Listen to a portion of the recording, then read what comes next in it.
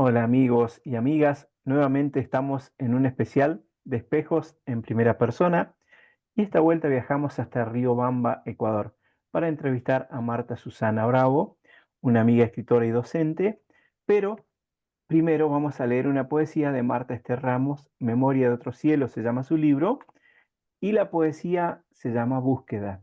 Me refugio en tu voz lejana para desplazar el silencio, socavarlo, emposarlo en la hondura de la noche. La infinita soledad de las calles abruma los sentidos, reabre surcos profundos en las cicatrices de las llagas. Tus palabras me apaciguan, extraño privilegio de sondear el aire de los días. Bien, amigos, amigas, ¿quién es Marta Susana Bravo? Es licenciada en Ciencias de la Información y Comunicación Social, educomunicadora, máster en Comunicación Digital, guionista de radio, cine y televisión, escritora, narradora, miembro de la Casa de la Cultura, especialista en la formación de niñas y niños y adolescentes, comunicadores y escritores, facilitadora de procesos cognitivos de lectoescritura y de comunicación para NNA con déficit académico, formadora de jóvenes, mujeres educadores y líderes sociales urbanos y rurales, dentro y fuera del país en temas de comunicación y desarrollo desde un enfoque holístico y de derechos, entre otras tantas cosas de las que vamos a ir charlando. Bienvenida, amiga, es un gusto recibirte y que nuestro público empiece a conocer un poquito más de ti. Muchas gracias, Pablo. Realmente es un honor para mí estar aquí y que me hayas invitado a tu programa que ya lleva tanto tiempo de trayectoria y por el que es una pasarela realmente, por el que van desfilando grandes, talentosos y reconocidos colegas escritores y escritoras. Muchas gracias a la audiencia también. Espero que tengamos una conversación muy agradable hoy. Así será, amiga, seguramente. Bueno, vamos a una pregunta que no por común deja de ser especial. Eh, ¿A qué altura de tu vida te alcanzó la literatura? Wow, bueno, es que la literatura creo que tiene distintas maneras de alcanzarnos.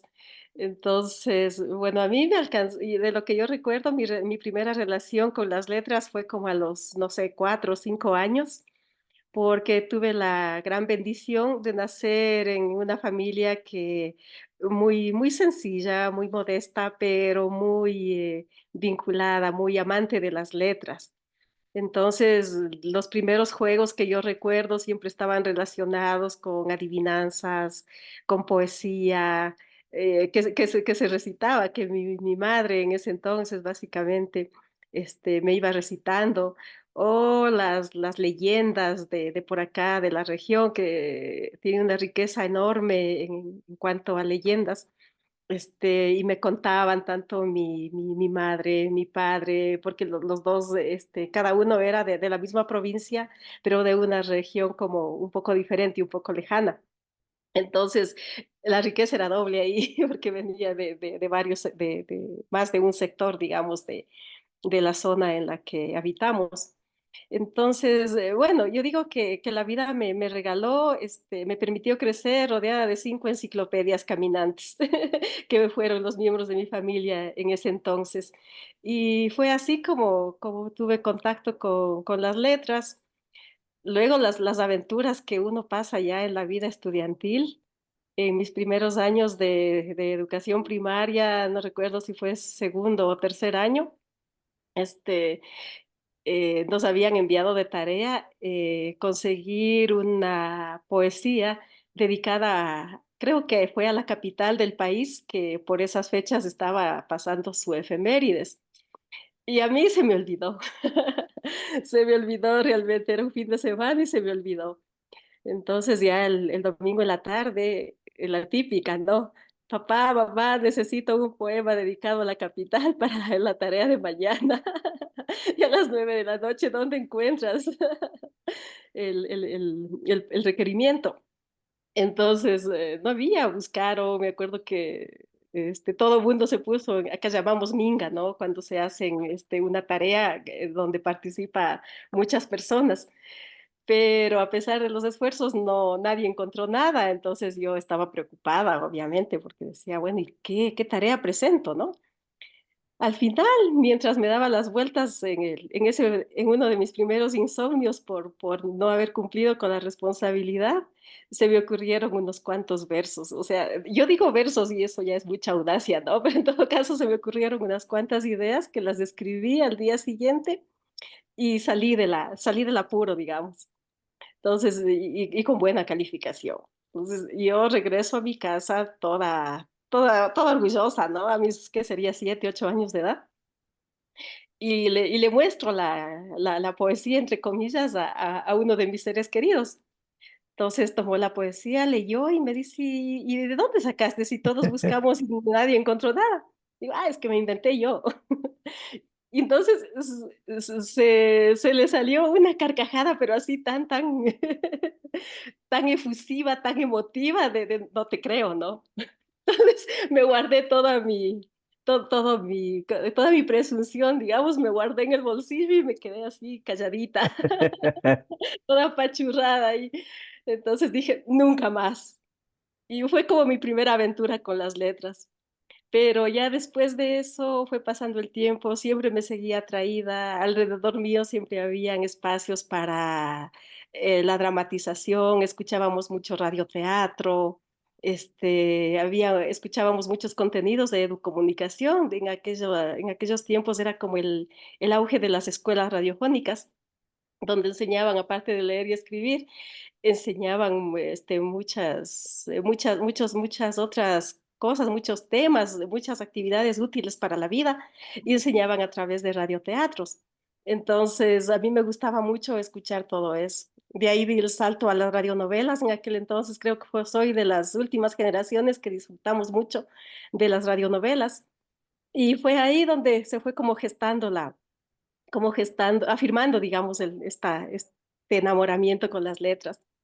Ya luego hice estudios en música, que luego nunca ejercí, pero igual me dejó grandes enseñanzas y ahí también se cultivaba mucho el teatro, ¿no? Entonces, todo eso me atraía muchísimo y a partir de ahí, a partir de ese teatro que se ejercía un poco, que ya se ejerció desde mi niñez a mi alrededor, luego ya formé parte yo también de esas actividades cuando estuve en la secundaria y a través de algunos amigos, familiares que estaban vinculados a los medios de comunicación, entre ellos a una radio, a esta radio de escuelas radiofónicas que fue una de mis grandes influencias en la niñez, tuve la oportunidad de vincularme por allá para hacer radioteatro y ahí fue donde me atrapó la comunicación social. Entonces ahí nació todo el tema del guión, bueno, trabajé mucho formatos periodísticos también, pero con lo que más disfrutaba era con la creación de contenidos de educomunicación. Pero llegó un momento en el que la radio, a pesar de que me dio enormes enseñanzas y grandes satisfacciones, como que ya no era suficiente para poder expresar las historias que iba viviendo, porque tengo que confesar que las pocas ideas que a lo largo de la vida me he atrevido a plasmar en versos o en relatos han sido básicamente motivadas por historias que me he ido encontrando en el camino. Entonces, a raíz de eso, cuando ya como que la radio no me alcanzaba para expresar todo ese cúmulo de emociones que me generaban ciertas historias, el impacto que me provocaba conocer ciertos personajes o el impacto que me generaban ciertos acontecimientos que ocurrían a mi alrededor o a nivel de país, incluso ya a nivel internacional en ese entonces, gracias a la comunicación, fue ahí donde empecé a vincularme más con la literatura y a hacer mis primeras aventuras de escritura, que estuvieron guardadas por mucho tiempo, ¿no? Porque siempre o a menudo, o a mí al menos me pasaba que no estaba muy segura de lo que estaba escribiendo, ¿no? y no me atrevía como a sacarlas a la luz, a pesar de que ya había gente que a mi alrededor que sospechaba que yo hacía algo de eso y trataba de motivarme, pero yo seguía todavía como resguardada dentro de mi concha. Pero llegó un momento en el que, bueno, la vida a veces te trae personas, ¿no? En el que llegó una amiga que estaba buscando creaciones porque estaban trabajando en unas colecciones para apoyar en lectura a las escuelas, a la niñez, a la adolescencia. Entonces fue ahí donde me animé a desempolvar esos escritos y le pasé a ella así, pero como muy en confianza. Le digo, bueno, revisa, ¿no? Si de pronto consideras que tiene algo de validez, ahí vemos.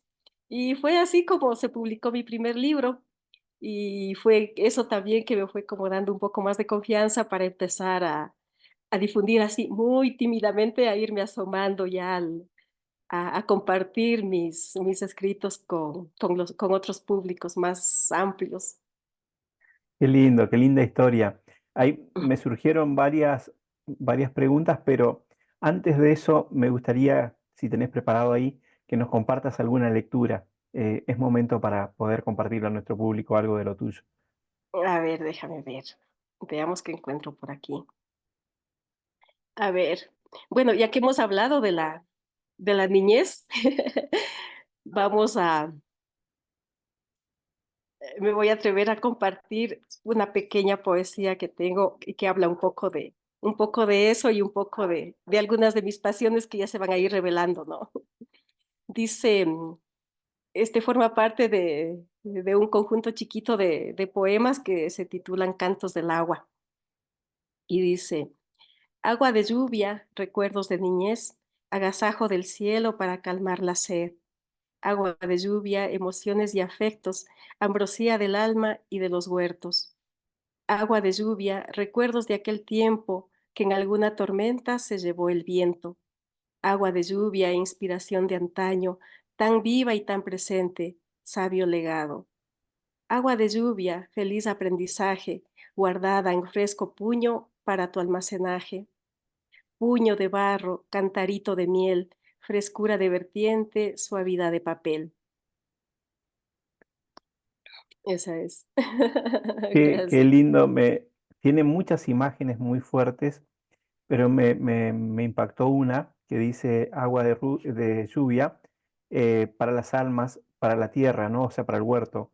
Ujú. Cómo, digamos, ahí se mezclan dos cosas muy fuertes. Me pareció muy tierna, con mucha música.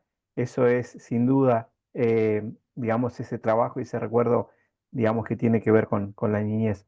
Y así una pregunta, tú trajiste varios temas, pero hay uno que tiene que ver con esas historias que, claro, justamente ahora, salvo en algunos lugares muy al interior de los distintos países, se sigue manteniendo, pero ya en las grandes ciudades no, que es la oralidad. Tú trajiste allí la memoria, digamos, de aquello que se transmitía a través, digamos, del abuelo, del padre, del hermano más grande, y así cada familia lo iba retransmitiendo. Digamos, si nuestra América, bueno, y el mundo es tan rico en esas historias que luego se pudieron colocar, ¿no? Por escrito. Pero es un tiempo en el que, digamos, es difícil pensar si le hablamos a un grupo de cualquier curso de la oralidad, que lo puedan entender, digamos, tan sencillamente, ¿no? Uno podía viajar a través de esas historias a distintos lugares del mundo sin necesidad de estar, digamos, leyéndola en un libro, porque habían sido transmitidas justamente vía oral. Eh, sí, bueno, para mí, como te decía al principio, la oralidad creo que es muy determinante porque fue la que me vinculó primero con las primeras creaciones, ¿no? A través de poesías. Y era eso, ¿no? Yo vengo de una familia que hizo su vida en el mundo rural, entonces, con mucha vinculación al campo, a esto, al agua de lluvia que siempre fue el motor de la vida, ¿no? Y que por aquellos tiempos, estoy hablando de mis primeros años, ¿no? De los primeros años de los que tengo uso de razón, acá en mi país, por lo menos en las zonas rurales, o incluso en los poblados más pequeños, lo único que existía era un grifo de agua en el centro de la plaza del pueblo, a donde iba todo mundo de los alrededores con su cantarito. Aquí hay unos cántaros de barro, los que se llaman puño, le dicen puño, que es el que tomé como referencia para uno de los versos que acabo de leer. Claro. Entonces cada quien cargaba su cántaro, su barril, su recipiente e iba en la mañana y en la tarde a buscar el agua en el grifo, en el único grifo que había para toda la población en la plaza central. Pero habíamos quienes estábamos un poco más distantes de la plaza central. Entonces, ahí, por lo menos en mi familia, siempre hubo la costumbre que ahora se está volviendo a poner de moda y se está viendo como una enorme necesidad que puede hacer la diferencia entre la supervivencia o no, que es el cosechar el agua de lluvia. Entonces, se recogía el agua, eso, se recogía el agua de lluvia y era una bendición que llegara el agua de lluvia, ¿no? Y en torno a esa agua de lluvia, que realmente es el motor de la vida, como que como digamos, la literatura popular construía muchas cosas. Entonces, en mi niñez yo tuve la suerte de escuchar en algún momento de aprender, ya luego me fue olvidado, poesía que hablaba de los ríos, que hablaba de la montaña, de los bosques nublados que hay, que antes habían más y ahora todavía hay buenas zonas con bosques nublados aquí en mi país. Este tipo de cuestiones porque era como que la población, sobre todo rural, siempre ha reconocido esa valía del agua para su vida y ha buscado la manera de rendirle tributo. Y a raíz de eso, bueno, es como que la oralidad te despierta o te presenta, te da la oportunidad de descubrir un mundo totalmente mágico, ¿no? Por ejemplo, los árboles que hablan, los personajes de la naturaleza que hablan. Acá es el zorro, el tío lobo, el sobrino conejo, el taita chimborazo, que es nuestro nevado más alto y que tiene amores con la mama Tungurahua, que es otro nevado importante aquí en la zona y cosas así. Entonces, a mí me fue como llevando mucho a tomarlo como algo muy natural, la personificación de todos los elementos de la naturaleza, ¿no? Desde el más grande, desde la mole más grande hasta el bichito más pequeño.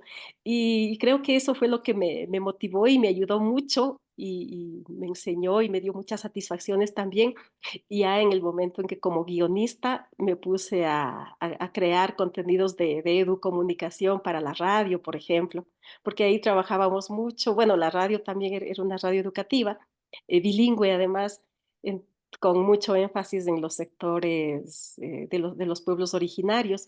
Entonces eso nos daba como, digamos, era como una estrategia, una herramienta que nos permitía recurrir a esa magia de la naturaleza para poder llegar con un mensaje más cercano y más conocido hacia los públicos a los que nos dirigíamos, ¿no? Pero, insisto, en lo personal, todo eso a mí me dio muchísimas satisfacciones y me hizo sintonizar mucho con ese realismo mágico, pero viviéndolo, viviéndolo día a día y compartiéndolo con los demás. Entonces, creo que la oralidad es, sin desmerecer todas las otras manifestaciones, pero creo que la oralidad es un tesoro muy grande que todavía pervive y creo que incluso de un tiempo para acá, sobre todo creo que desde la pandemia para acá, ha tenido la oportunidad de un resurgimiento porque ahora hay muchos espacios donde se narran cuentos, espacios en Internet que antes no existían, muchos encuentros donde también se recuperan todas esas historias y se comparten con distintas otras regiones, con distintos otros países. Y realmente yo creo que hay una riqueza enorme que debemos, que no podemos dejarla perder. Claro, claro que sí. Y ahí, digamos, apareció la otra parte, digamos, que tú haces, que es la de narrar. Justamente el narrar estas historias que tú dices van de la mano con esto. Y vi alguna foto por allí donde estaba susurrándole a unos niños, y eso también es algo maravilloso. Y yo digo, wow, qué lindo, pero además mientras lo vas manifestando, vas repasando como distintos momentos.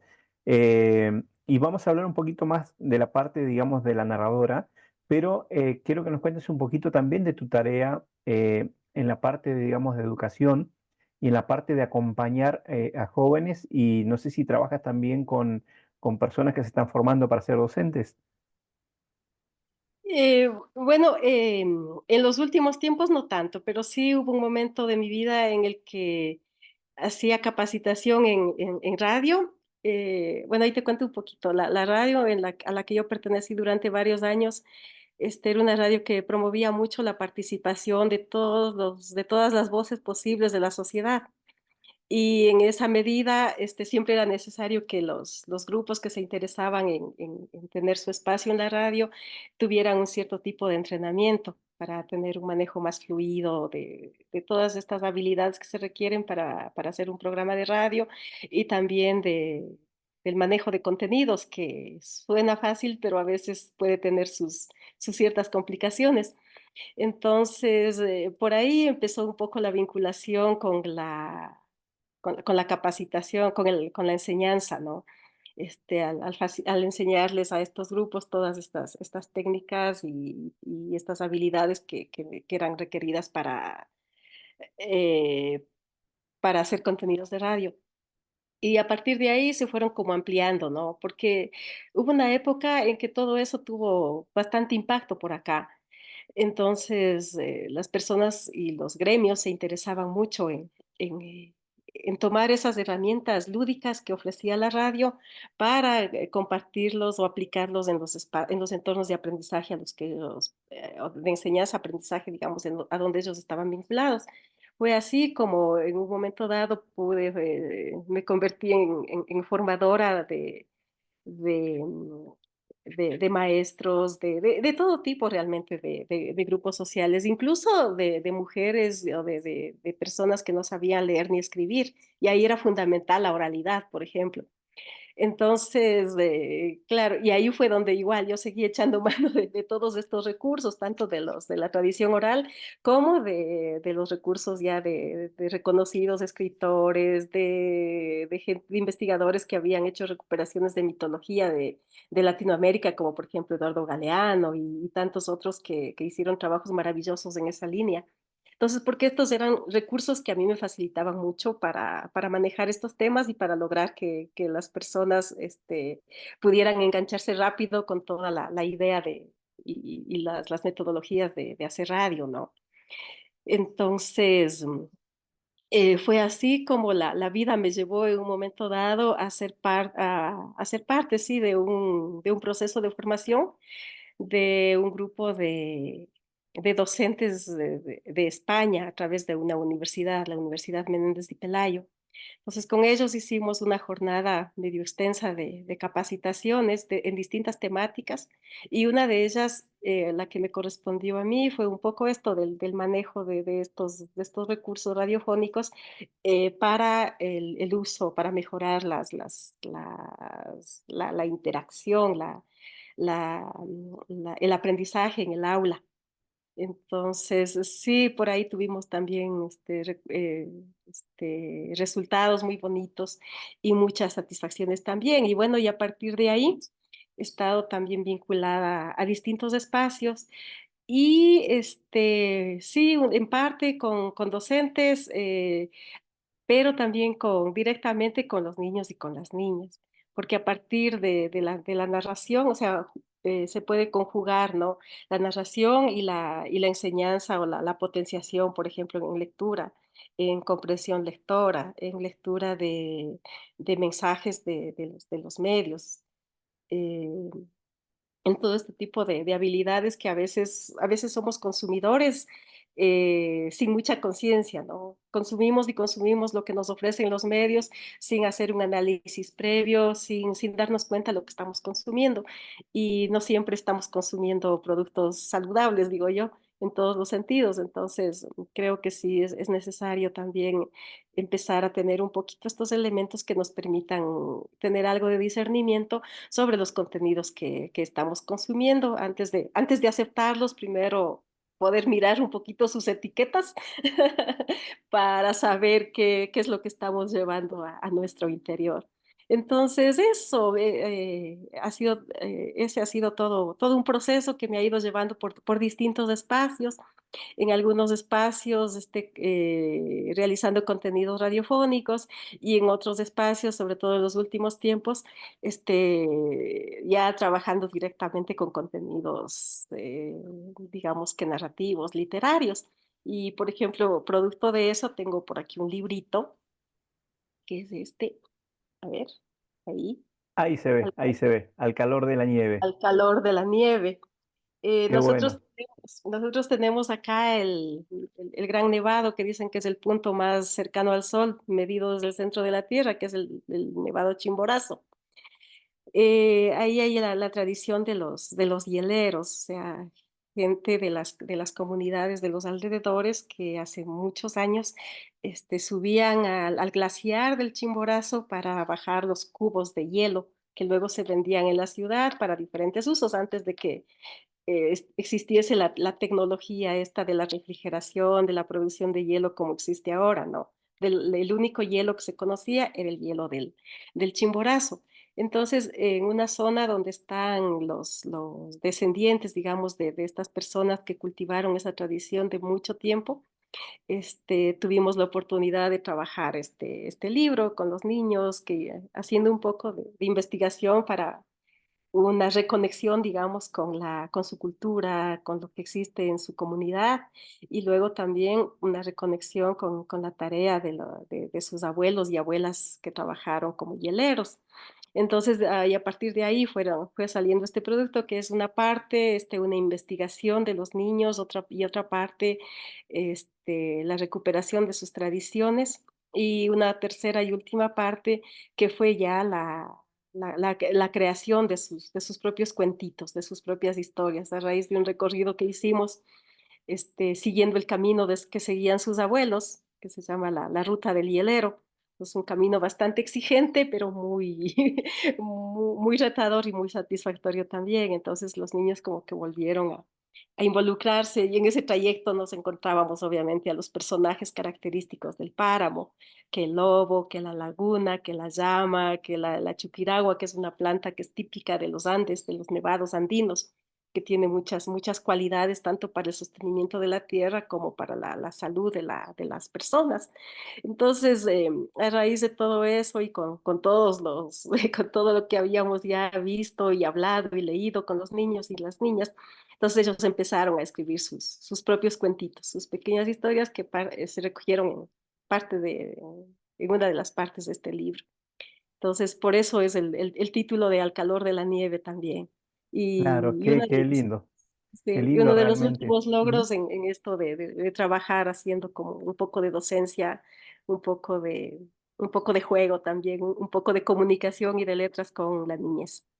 Claro, no solo, digamos, el producto, libro físico, sino todo el trabajo que llevó a que ese libro se concrete. Es genial Claro. esta posibilidad que ellos tuvieron de volver, digamos, a sus raíces y de hacer ese camino que hacían sus abuelos. Qué lindo. Amiga, el tiempo vuela de manera así, todos sabemos, y Simplemente el tiempo. vamos arribando al final de nuestro programa. Entonces yo te voy a pedir que como cierre podamos hacer una lectura más y después de esa lectura te despides de nuestro público y ya ese es el cierre del programa. Yo agradecido de esta entrevista, realmente la he disfrutado muchísimo y nada, simplemente que nuestro público la va a disfrutar tanto como estoy yo disfrutando ahora. Muchas gracias, Pablo. A ver, déjame ver. Aquí tengo, a ver, bueno, como decía, realmente mis temáticas siempre van un poco ligadas de la mano a todos los temas que me han marcado a nivel del ejercicio de mi profesión como comunicadora.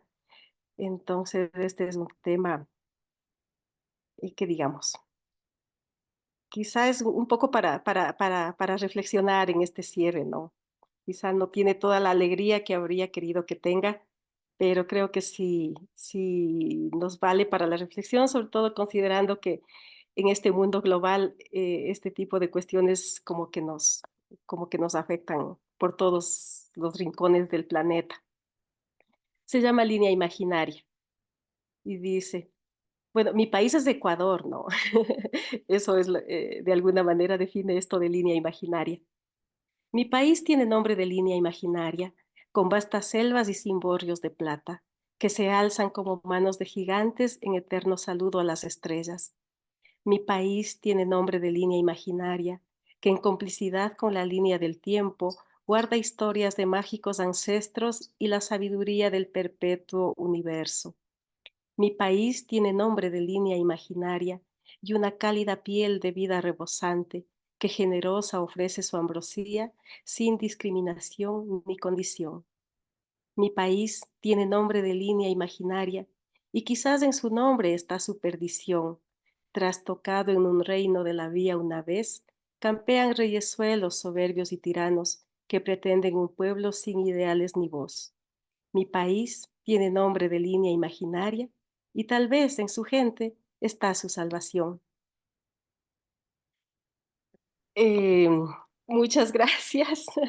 No me queda más que agradecerte infinitamente, Pablo, decirte que siempre es un placer conversar contigo, saber de ti, felicitarte por este trabajo maravilloso que realizas y obviamente enviarte un abrazo muy, muy fuerte a ti y de la misma manera a cada una de tus audiencias.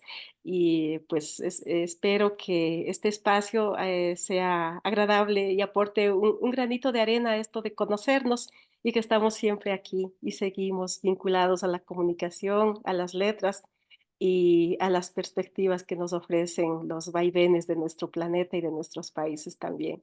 Un abrazo grande, Pablo, y una buena tarde.